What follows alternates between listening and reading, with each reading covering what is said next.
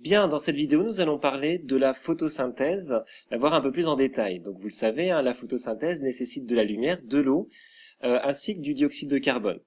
Alors, le soleil envoie un rayonnement électromagnétique et une partie du spectre de la lumière va être captée au niveau des parties chlorophylliennes, ici la feuille.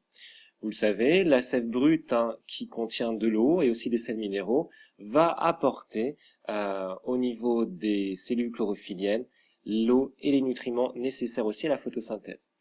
Le dioxyde de carbone rentre dans les feuilles au niveau d'orifices qu'on appelle des stomates. Ces stomates qui peuvent s'ouvrir ou se fermer en fonction des heures de la journée. Alors ici, on fait un zoom au niveau des feuilles. Vous reconnaissez une cellule végétale avec sa paroi, membrane cellulaire, un noyau, naturellement tout ça c'est un schéma, et puis des chloroplastes, des organites verts. Pourquoi ils sont verts? Parce qu'ils possèdent de la chlorophylle. Alors ici, on voit ce qui se passe au niveau du chloroplaste. Le chloroplaste est donc au centre. Tout autour, vous avez le cytoplasme de la cellule végétale.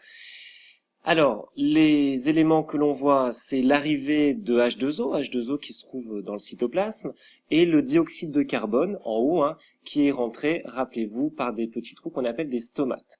Alors, au contact de la chlorophylle, et grâce à l'action de l'énergie lumineuse, ces molécules vont se réorganiser pour former des molécules nouvelles. Alors, il s'agit d'une suite de réactions un petit peu compliquées, mais finalement, nous, on va voir l'essentiel, ce qu'il faut retenir.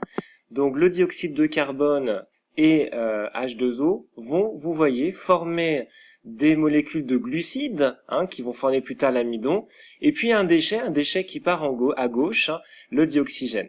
Alors, si on revient au niveau de l'organe, l'ensemble des cellules réalisant cette photosynthèse, on va bien observer ce rejet de dioxygène et cette absorption de dioxyde de carbone. Naturellement, les glucides formés au niveau des cellules vont être exportés dans les autres parties de la plante.